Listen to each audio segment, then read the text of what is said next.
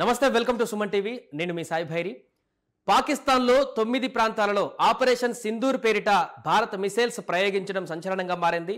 ఏ ప్రాంతాలలో దాడి జరిగింది, ఆ ప్రాంతాలలో ఎక్కడెక్కడ దాడి జరిగింది, దాంట్లో ఉగ్రవాదులు ఎంతమంది చనిపోయారు, ఇదే ప్రాంతాల్లో దాడి చేయడానికి గల కారణాలేంటి పూర్తిగా తెలుసుకుందాం. మనతో పాటు Suman TV news chief editor Keshav గారు ఉన్నారు. వారితో మాట్లాడి ఏ ప్రాంతాల్లో లొకేటెడ్గా దాడి చేశారు, మిసైల్స్ తోటి ఫస్ట్ టైం దాడి చేసినట్టుగా తెలుస్తుంది, దీనికి సంబంధించిన పూర్తి వివరాలు కూడా తెలుసుకుందాం. సార్ నమస్తే. నమస్తే. సో భారత్ పాకిస్తాన్లో ఉన్నటువంటి ఉగ్ర స్థావరాలపైన దాడి చేసిందనేటువంటి అంశంలో ఆ 9 లొకేషన్స్నే ఎందుకు చూజ్ చేసుకుంది అనేటువంటి అంశం కూడా ఇప్పుడు అంటే నవదుర్గ అంటారు కదా, ఆపరేషన్ సింధూర్ అని పేరు పెట్టారు, మహిళా శక్తి. సో ఒక్కసారి ఆ పవర్ ఎలా చూపించాలంటే ఒక 9 పాయింట్స్ని టార్గెట్ చేసింది. క్లియర్గా చెప్పాలంటే 2 చోట్ల మాత్రమే అంతర్జాతీయ సరిహద్దు ఉన్నటువంటి ప్రాంతాల్లో అటాక్ జరిగింది. మిగతా మొత్తం పీఓకే, పాక్ ఆక్రమిత కాశ్మీర్ ఎక్కడైతే ఉందో అక్కడ ఉన్నటువంటి ఉగ్రవాద శిబిరాలపైనే పూర్తి స్థాయి అటాక్స్. ఇంకోటి ఏంటంటే ఈసారి ఇండియా నిర్వహించినటువంటి ఆపరేషన్లో స్పెషాలిటీ ఎక్కడ కూడా ఫ్రంట్ లైన్ వార్ జరగల. అంటే మనం బార్డర్ దగ్గరికి వెళ్ళి సైన్యాన్ని పంపించి యుద్ధం చేసేటువంటి పరిస్థితి లేదు. ఎక్కడ కూర్చున్నారో అక్కడి నుంచే ఆపరేషన్ చేశారు. అలానే అంతర్జాతీయ బార్డర్ పైన మాత్రం రాఫెల్ ఫైట్ జెట్స్ మాత్రం మానిటరింగ్ సిస్టమ్ లాగా పనిచేసినాయి రాత్రి అంతా అని చెప్పి అంటున్నారు. నైట్ 1:44కి అటాక్ జరిగితే ప్రధానమంత్రి వార్ రూమ్లో నేరుగా ఈ అటాక్ మొత్తాన్ని కూడా పర్యవేక్షించారు. ఆయన మొత్తం మానిటర్ చేశారు. రాఫెల్ యుద్ధ విమానాలు కూడా బార్డర్ దాటలేదు. ఏది బార్డర్ దాటలేదు. బార్డర్ దాటితే ఏంటంటే అటు నుంచి వాళ్ళకు కూడా ఆప్షన్ ఉంటుంది, ఎక్కడో ఒక దగ్గర రాడార్ లీకేజెస్ ఉంటాయి, మూవ్మెంట్ కనుక ట్రాక్ అయితే ఆటోమేటిక్గా మొత్తం తెలిసేటువంటి అవకాశం ఉంది. కాబట్టి ఎలాంటి మామూలుగా గస్తీ తిరిగేటువంటి పరిస్థితి ఉంటుంది. సో రాత్రి వేళ గస్తీ తిరిగేటువంటి విమానాలు ఎలా ఉంటాయో అదే తరహాలో రాఫెల్తో ఒక ఫెన్సింగ్ ఏర్పాటు చేసింది భారత సైన్యం అని చెప్పి అంటున్నారు. అంటే అందుకనే ఇది త్రివిధ దళాలు కలిసి చేసినటువంటి ఆపరేషన్. ఇంకోవైపు నుంచి నేవీ కూడా హై అలర్ట్లో ఉంది. ఇంకా భారతదేశంలో సర్ఫేస్ టు సర్ఫేస్ మిసైల్స్ని ఈ మధ్య ఇజ్రాయెల్ నుంచి షార్ట్ రేంజ్ మిసైల్స్ చాలా వరకు ప్రొక్యూర్ చేశారు. ఫ్రాన్స్ నుంచి కూడా కొన్ని ప్రొక్యూర్ చేశారు. సో వాటిని ఉపయోగించడం ద్వారా నిర్దేశిత లక్ష్యాలతో మనం చూస్తే అమెరికా వార్ చేసినప్పుడు ఎక్కడో కూర్చుని ఇక్కడ ఉన్న వాళ్ళని అటాక్ చేసి ఎలా చంపేశారు. మొన్నటికి మొన్న ఇరాన్కి సంబంధించినటువంటి జనరల్ ఇరాక్ వెళ్ళారంటే బాగ్దాద్ ఎయిర్పోర్ట్లో ఫైరింగ్ చేసి కొట్టి చంపేశారు. సో అది ఎలా సాధ్యమైందంటే ఈ అటాక్స్ ద్వారానే, ఇలాంటి టెక్నాలజికల్ వార్ఫేర్ ద్వారానే సాధ్యమైంది. సో ఇప్పుడు అదే తరహాలో మన దేశం పైన జరుగుతున్నటువంటి ఉగ్రవాద దాడి అంటే పాకిస్తాన్ ఆక్రమిత కాశ్మీర్ని అడ్డం పెట్టుకొని కాశ్మీర్లో సృష్టిస్తున్నటువంటి అలజడికి ఒక సమాధానం చెప్పేటువంటి ప్రయత్నం చేసింది. ఆ అలజడిని కట్టుదిట్టం చేసేటువంటి క్రమంలోనే మొత్తం ఇక్కడ చూస్తే కనుక అంతర్జాతీయ సరిహద్దు 100 కిలోమీటర్ల లోపు ఉన్నటువంటి ప్రాంతాలు అన్నింటినీ టార్గెట్ ఇదొకటి మెయిన్ చర్చనీయాంశంగా మారింది. 100 కిలోమీటర్ల అవతల కూడా దాడి చేయడం అంటే ఫస్ట్ టైం ఇది. ఇంకోటి హిస్టరీ చూస్తే కనుక 1965లో భారతదేశం పాకిస్తాన్ యుద్ధం జరిగినప్పుడు మరి కొద్ది గంటల యుద్ధం జరిగితే లాహోర్ ఆక్రమణ జరిగిపోయి ఉండేది. సో లాహోర్ని భారతదేశం స్వాధీనపరుచుకుని ఉండేది. కానీ ఆ నిమిషంలో యుద్ధం ఆగిపోయింది. తాష్కెంట్ ఒప్పందం పేరుతో ప్రధానమంత్రి లాల్ బహదూర్ శాస్త్రి అప్పుడు తాష్కెంట్ వెళ్ళారు, నిర్జీవంగా తిరిగి వచ్చారు. సో అప్పుడు ఏం జరిగిందనేది తెలియదు. ఆ దెబ్బ కనుక కొట్టి ఉంటే పాకిస్తాన్కి ఈ రోజు ఇంత తలెత్తుకునే పరిస్థితి. అందుకనే ఇమీడియట్గా 6 ఏళ్లలో మళ్ళీ యుద్ధం చేసింది. లాహోర్లో తలంచాల్సినటువంటి పరిస్థితి నుంచి 1971లో మళ్ళీ యుద్ధం చేసి 93,000 మంది సైన్యాన్ని లొంగుబాటుగా తీసుకున్నటువంటి పరిస్థితి భారతదేశం. ఈ రోజు అటువంటి అవసరం లేదు, మేము కూర్చున్న చోట నుంచే మిమ్మల్ని కూల్చేయగలం అనేటువంటి సంకేతం ఇచ్చింది. మొత్తం చూస్తే కనుక మీరు 7 క్యాంపులు అన్నీ కూడా బార్డర్ ఏరియాలో ఉన్నటువంటి క్యాంపులే ఉన్నాయి అన్ని. ఇది చూడండి, జేఎం లాంచ్ ప్యాడ్ కానీ, బర్నాలా క్యాంప్ కానీ, సవాయ్, ఇవన్నీ లష్కరే తోయిబాకి, ఇవన్నీ మనకు చూస్తే బార్డర్ నుంచి దగ్గరగా 30 కిలోమీటర్ల రేంజ్. ఒక్క బహావల్పూర్ మాత్రమే అది భారీ టార్గెట్ కింద మనం చూడాల్సి ఉంటుంది. ఎందుకు అదే అంత లాంగ్ లో ఉన్నటువంటి ఆ ప్లేస్ ని కూడా టార్గెట్ చేయడానికి ప్రధాన కారణం ఏంటి? ఎలాంటి సమాచారం ఉందంటారు? అంటే అదొక కీలకమైనటువంటి జోన్ కింద మనం చూడాల్సి ఉంటుంది. ఇది చూడండి, మ్యాప్ చూస్తే మీకు అర్థమవుతుంది భారతదేశానికి సంబంధించి ఎంత డిస్టెన్స్లో ఉంది. ఈ పాయింట్ బహావల్పూర్, ఇది అంటే పంజాబ్ ప్రావిన్స్లో ఉంటుంది అనమాట. మొత్తం పంజాబ్ ప్రావిన్స్ అంతా ఈ ఏరియా అంతా ఉంటుంది, ఇటు సింధు ప్రావిన్స్ ఉంటుంది. సో ఈ ఏరియా మొత్తం ఆల్మోస్ట్ ఇదంతా పంజాబ్, వెస్ట్ పంజాబ్ అనేవాళ్ళం ఫస్ట్లో. పాకిస్తాన్ పంజాబ్ అయింది, తర్వాత ఇది ఇండియన్ పంజాబ్ అయింది. మనకి బెంగాల్ మాత్రం అలానే ఉంది, మనకు వెస్ట్ బెంగాల్గా ఉండిపోయింది. బెంగాల్ విభజన జరిగింది, ఇక్కడ పంజాబ్ విభజన జరిగింది దేశ విభజన సందర్భంలో. సో ఇది ఇంటర్నేషనల్ బార్డర్.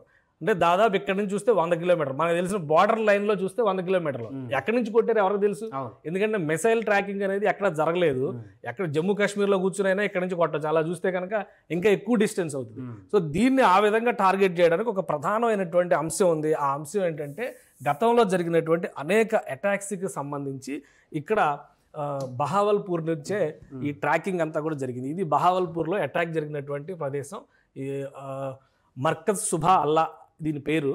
ఇదేంటంటే మదర్సాల టైప్ అసలు మదర్సానే, ఇది కొత్తగా చెప్పాల్సింది ఏం లేదు. మదర్సా టైప్. జైషే మహమ్మద్ ఇప్పుడు ఇదే బిల్డింగ్ మీద 2 అటాక్స్ జరిగినాయి ఈ సరౌండింగ్స్ లో.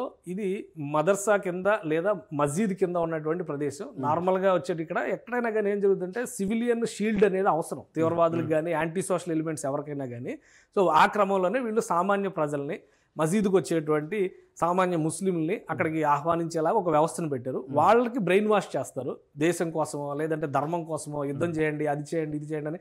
అలా మోటివేట్ అయిన వాళ్ళని సమీపంలో ఇంకొక క్యాంప్ ఉంది, అక్కడ శిక్షణ అవుతారు.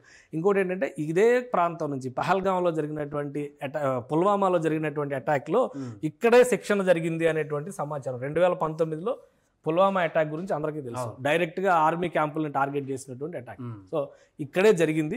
జైషే మహమ్మద్కి సంబంధించినటువంటి చీఫ్ మౌలానా మసూద్ అజర్ కదలికలు కూడా ఇక్కడే ఎక్కువగా ఉంటాయి. మౌలానా మసూద్ అజర్ అంటే అందరికీ గుర్తొచ్చేది మళ్ళీ IC-814 హైజాక్ చేసి విమానాన్ని విడిపించుకున్నటువంటి ఖైదీ అతను. సో అక్కడి నుంచి అతను జిహాద్ పేరుతో చేస్తున్నటువంటి రాద్ధాంతాలకు అన్నిటికీ కూడా అనేక మంది, వేల మందిని పొట్టన పెట్టుకున్నారు ఇప్పటివరకు ఈ సెక్షన్ ఇచ్చి జైషే మహమ్మద్తో. ఆ క్యాంపులు అక్కడ నడుస్తున్నాయి కాబట్టి ఇక్కడ 2 మిసైల్స్ పడినట్టుగా సమాచారం ఉంది. మొత్తం పూర్తిగా టోటల్గా నేలమట్టం అయిపోయింది. సో ఒకవేళ మసూద్ అజర్ అక్కడ ఉంటే ఆయన కండిషన్ ఏంటనేది తెలియదు. సో ఇప్పుడు ట్రాకింగ్ చేస్తున్నారు. అందుకనే ఇక్కడ ఈ ప్రాంతం మీద ప్రత్యేకమైనటువంటి ఫోకస్ పెట్టింది.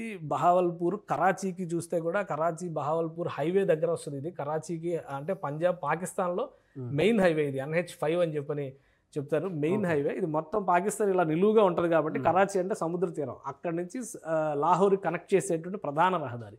సో అక్కడ టార్గెట్ చేసి 2 మిసైల్స్ని భారత సైన్యం ప్రయోగించింది. పూర్తిగా నేలమట్టమైంది.